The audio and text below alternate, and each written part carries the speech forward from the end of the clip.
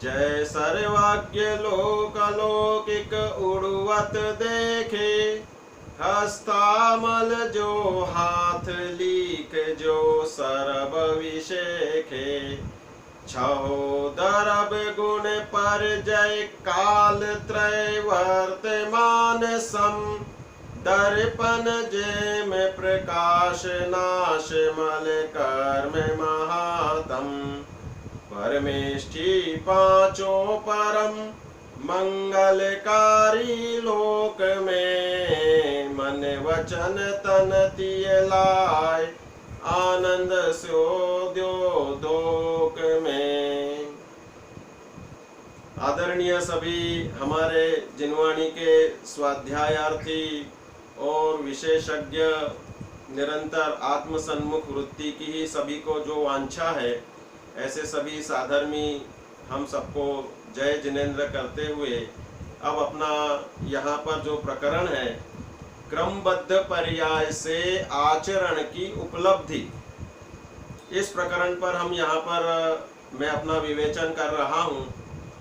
मित्रों, यह पूर्व वक्ताओं द्वारा अभ्यास द्वारा स्पष्ट हो चुका है कि वास्तव में क्रमबद्ध पर्याय अर्थात देह से भिन्न शुद्धात्मा में अपनापन और सहज अकर्तृत्व के साथ में आत्मश्रद्धा नियम से वह सम्यक दर्शन सुशोभित होता ही होता है।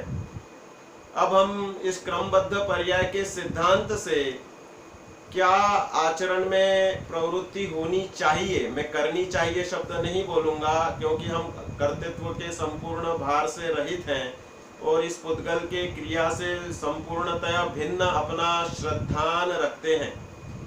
तो मैं उस घटना से प्रारंभ करता हूँ। चारों अनुयोगों से मैं उस आचरण की सिद्धि करूंगा कि भाई द्वारका दहन की घोषणा हुई भगवान नेमिनाथ द्वारा, जो सबसे सशक्त हमारे लिए उदाहरण दिया गया है क्रमबद्ध पर्याय के लिए।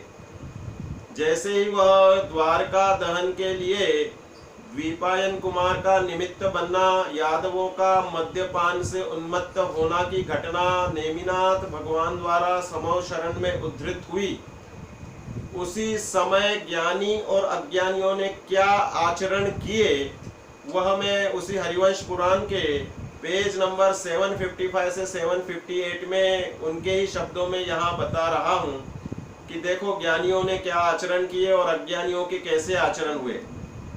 इसलिए देखो यहाँ पर तो पहले वे खुद ही हरिवंश पुराण के रचयिता जिनसे आचार्य स्वयं लिखते हैं कि अंतरंग कारण के रहते हुए परिणति वश बाधा हेतु जगत के अभ्युदय तथा क्षय में कारण होते हैं।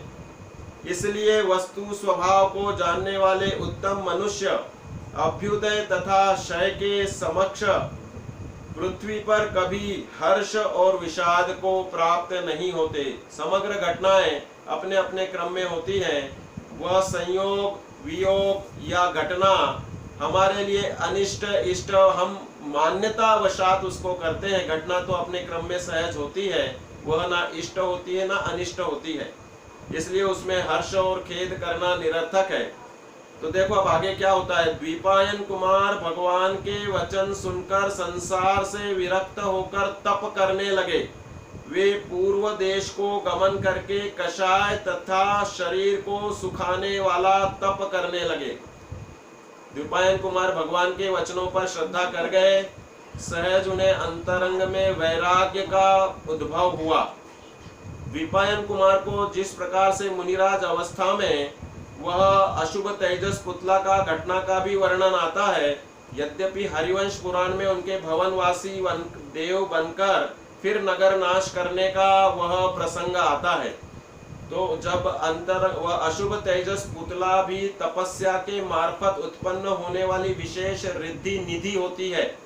भले उन्होंने उस अशुभ घटना में उसका इस्तेमाल किया, लेकिन किसी ग्रंथांतर में यह घटना आती है।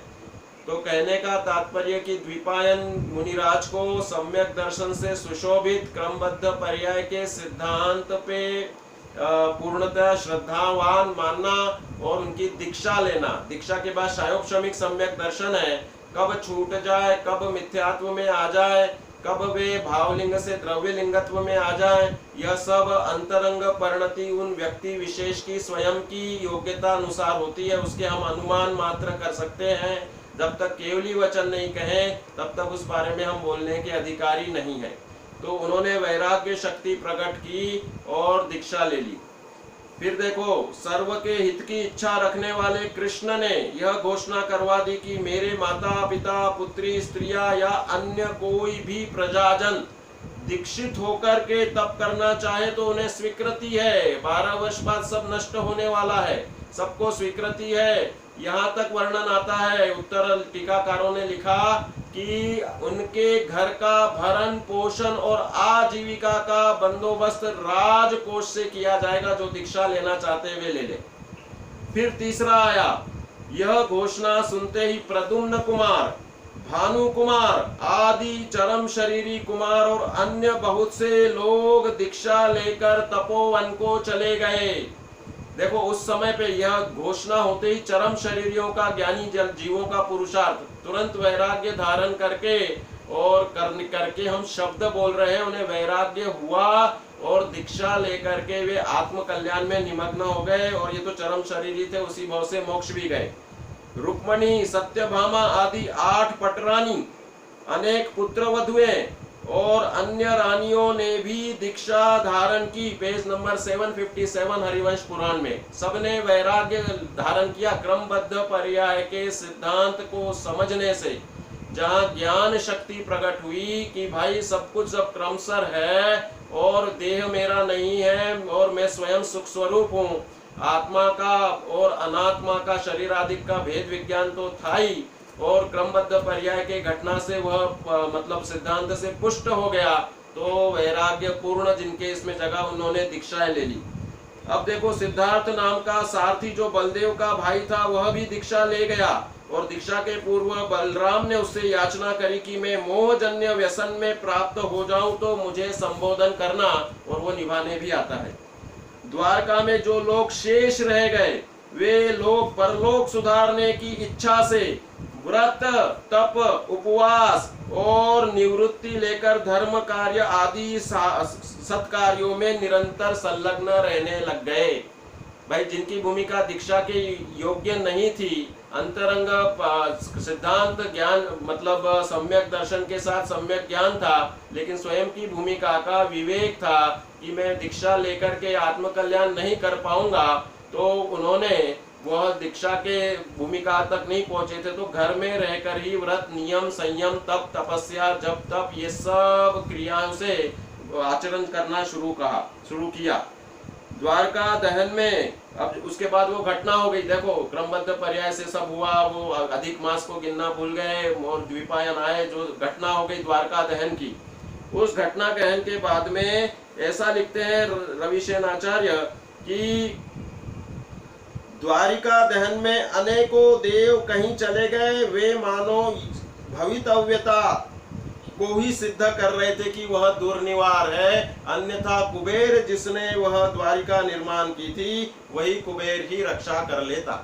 कहने का तात्पर्य यह है कि अन्य देवता जो अवधि ज्ञान आदि से ओतप्रोत थे, नेमिनाथ कुमार उस क्षेत्र के आसपास थे, द्वारका में थे ही नहीं, तो सब अवधि ज्ञान से जान रहे थे, लेकिन वे उस दुर्निवार भवितव्यता के आगे मानो कोई विकल्प उन्हें कुछ करने का, परिवर्तन का था ही नहीं।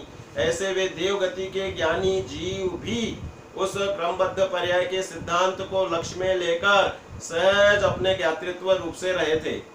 वसुदेव और यादव उनकी रानियां जलते हुए, वसुदेव श्री कृष्ण के पिता, संन्यास धारण करके स्वर्ग में उत्पन्न हुए। वे उन्होंने 12 वर्ष पहले दीक्षा नहीं ली थी। आग में जलते हुए जब रथ वगैरह में रख करके और श्री कृष्ण बलदेव खींचने लगे, फिर भवनवासी देव ने घोषणा कर दी कि तुम दोनों के अलावा कोई नहीं निकल पाएगा, तो उन्होंने संन्यास मरण धारण किया, उनके माता पिता ने, और वे देवगति में। कहने का तात्पर्य, उन्होंने भी अपने सम्यक दर्शन के साथ संन्यास मरण को प्राप्त किया, समाधि मरण को प्राप्त किया।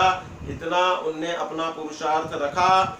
और जो मनुष्य, इसलिए यहाँ पर देखो कितना बता रहे, सम्यक दर्शन से शुद्ध प्रायोपगमन सन्यासी अनेक यादव उनकी स्त्रियां यद्यपि अग्नि में जल रहे थे, तथापि भयंकर अग्नि केवल उनके शरीर को नष्ट करने वाली हुई, ध्यान को नष्ट करने वाली नहीं हुई।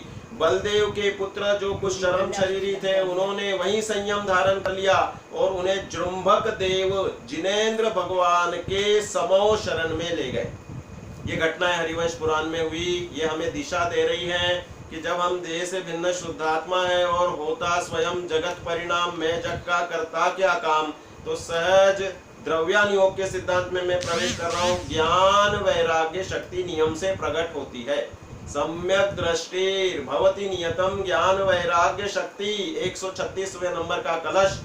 तो उसके अनुसार सहज ही वह वैराग्य शक्ति के द्वारा बाहर से विरक्त होता है, अंतरंग में ज्ञान अपने स्वभाव को जानता हुआ, सुख स्वभाव का वेदन करता हुआ, बाहरी क्रियाओं में अन्याय अनिति अभक्ष का अगर चौथे गुणस्थान वाला है तो नियम से वह भूमिका आएगी। वह चरणान योग में मैं सिद्धि कर रहा हूँ। अभी द्रव्यान योग से बता रहे हैं कि अनंतानुबंधी जन्य कषाय का अभाव और तदनुसार होने वाली परिणति उसकी सहज ही वह उसे छोड़ता है। हम कर्तृत्व की भाषा में छोड़ता है कहते हैं, बाकी सहज ही होता है। जैसे हम पूज्य गुरुदेव श्री के वाक्यों को स्मरण करें, दया दान शील व्रत तप ए धर्म नथी, परंतु निचली भूमिका में आ भावो आया वीणा रहता नथी।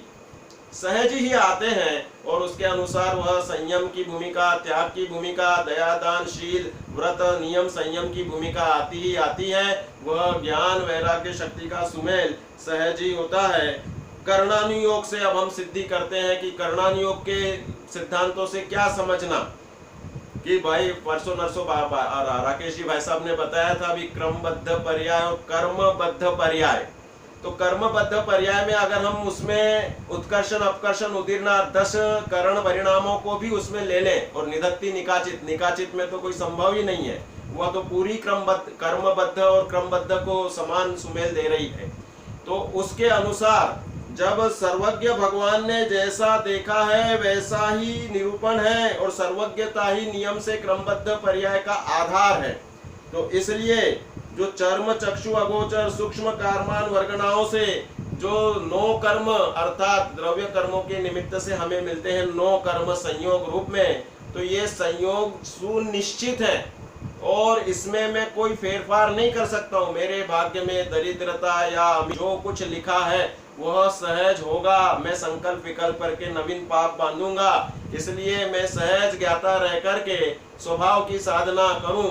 यह दृष्टि सहज सर्वज्ञता की श्रद्धा के साथ में जब कर्म से मुझे सब कुछ मिलना है, इसके तो सुंदर सुंदर छंद भी बनारसी दास जी ने लिख दिए कि 3 लोक माहिती हूँ काल सब जीवन को पूरब कर्म उदय आई रस देतु है। को दीर्घायु दरे को अल्पायु मरे, को दुखी को सुखी को समचेतु है। याही में जीवायो याही मारो याही सुखी करो याही दुखी करो ऐसो मूड मान लेतु है। ऐसी मिथ्या बुद्धि सोना विन से भरम भूल, यह मिथ्या भरम कर्म बंध हेतु है। पूरा सार इसमें दे दिया कि जब कर्मों से सुनिश्चित जगत में हम रह रहे हैं तो मैं इसे बड़ा करूं, मैं इसे मारूं, मैं इसे जिलाऊं या इसको ऐसा करूं, ये सब कर्तृत्व नियम से कर्णानुयोग के सिद्धांत से कर्म सिद्धांत से बाधित होता है कि भाई मैं किसी का कुछ नहीं कर सकता, इसने जो कर्म किए हैं उसके अनुसार ही संयोग बनने ही हैं। समय सार में गाथा दी है, उदय कर्मों के विविध विध सूत्र में जिनवर कहे, किंतु वे मेरे नहीं मैं एक ज्ञायक भाव हूँ। जिसे अपने ज्ञायक स्वभाव का भान है वह कर्मों के उदय में राजता नहीं है, रंजायमान नहीं होता, इसलिए वो सहज ही ज्ञाता दृष्टा रूप रहता है। और हम आदरणीय पंडित जी साहब को भी इसमें रचना में स्मरण करते हैं, अहो चैतन्य आनंदमय सहज जीवन हमारा है। वह सहज जीवन जो है वह सहज ज्ञातृत्वमय है और उसमें ज्ञानी सदा आनंद का वेदन करता है, किंचित भी उसमें बाधा नहीं होती। सहज ज्ञाता दृष्टा रहे परिणति मेरी, हे सिमंदर भगवान शरण ली तेरी। बस ज्ञाता दृष्टा रहे परिणति मेरी, इस प्रकार से कर्णान योग के सिद्धांतों से सहज सिद्धि होती है। चरणान योग के सिद्धांतों को मैं संक्षेप में बता रहा हूं कि भाई क्रमबद्ध पर्याय का उपहास उड़ाने वाले कुतर्क देते हैं कि भाई यह शरीर तो है, यह खाता पीता, ये तो जड़ की क्रिया है, तो हम होटल का खाएंगे, अनछना पिएंगे। तो कह रहे भाई तुझे जब शरीर आत्मा खाता पीता नहीं है, ये तुझे जब चरणान योग से तू जानता है या अपने आत्मा के स्वरूप को जानता है, तो तू निराहार रहना, आत्मा तो खाता ही नहीं है, तो क्यों होटल की चाय और स्वच्छंदता का पोषण करना चाहता है। स्वच्छंदता का पोषण किंचित ही नहीं हो सकता, क्योंकि सम्यक दृष्टि को क्रमबद्ध पर्याय के श्रद्धा के साथ भूमिका का ज्ञान होता है। सहज ही वह विवेक प्रकट होता है कि मैं पर का करता नहीं, तो पर से मेरा सुख किंचित भी नहीं है। तो अन्याय अनीति अभक्ष का नियम से त्याग होता है। यह चरणान योग से सिद्ध होता है। देखो मैं बताता हूँ, पुरुषार्थ सिद्धि उपाय में 16वें नंबर का वह छंद है, अनुसरताम पदम एतद करम्बिताचार नित्य निरभिमुखा भवती मुनिनाम अलौकिकी वृत्ति। कि भाई जो सम्यक दर्शन के साथ, सम्यक ज्ञान सम्यक दर्शन के साथ में जो आचरण करता है, तो वो करम्बिताचार अर्थात संपूर्ण हिंसा को त्याग देता है। अगर अच्छा पुरुषार्थी हो तो महाव्रती बन जाता है, अल्प पुरुषार्थी हो तो भूमिका अनुसार सहज ही अन्याय नीति का त्याग उसका नियम से होता ही होता है। अपने प्रशम संवेग अनुकंपा आस्तिक्य सहज ही उसकी भूमिका में प्रकट होने से श्रावक चर्या का पालन उसको नियम से होता ही होता है। और इसलिए वह विगलित दर्शन मोहे समंजस ज्ञान विदित तत्वार्थ नित्यमपि निप्रकंपई सम्यक चारित्र मालम्यम। जहाँ सम्यक दर्शन प्रकट हो गया, सम्यक ज्ञान की प्राप्ति होगी, उसकी सम्यक चारित्र की तरह प्रवृत्ति होती ही होती है। सम्यक्त्वाचरण चारित्र है, अनंतानुबंधी का अभाव वाला चारित्र उसके पास है, तो उसके अनुसार उसके भूमिका में नियम से यह शुभ देशव्रत महाव्रत की भूमिका अनुसार वह पर से निवृत्ति होने से अन्याय अनीति अभक्ष का पूर्णतया वह प्रसंग बनता ही बनता है। इसलिए यह चारों अनुयोगों से प्रतिमान योग की घटना पहले ही बता दी, द्रव्यान योग की हो गई, कर्णान योग की हो गई, और चरणान योग के अनुसार भी पुरुषार्थ सिद्धि उपाय आदि ग्रंथों में वे तो कहते ही है कि महाव्रत का उपदेश दो सबसे पहले। बहुशा समस्त विरतिम प्रदर्शिताम यो न जातु न गृह्णाति तस्येक देश विरति कथनीयानेन जीवेन। कि बहुत प्रकार से समझाए जाने पर महाव्रत नहीं ले सकता ऐसा ज्ञानी जीव, उसे फिर अल्प भूमिका वाला उपदेश दिया जाता है। तो मित्रों यह सुनिश्चित है कि क्रमबद्ध पर्याय से स्वच्छंदता किंचित नहीं आती, नियम से बाहर से निवृत्ति होती है और अपनी प्रवृत्ति अंतरंग में ज्ञान वैराग्य के साथ में रहते हुए बाहर में भी होती है। संत साधु बन के विचरूं वह घड़ी कब आएगी। इस प्रकार से वह अंतरंग में मुनि दीक्षा के भाव रखते हुए श्रावक निरंतर सहज हर्ष और ज्ञाता दृष्टा से अपना जीवन जीता है। इस प्रकार आचरण नियम से उपलब्ध होता है, यह सिद्ध होता है। जय जिनेंद्र।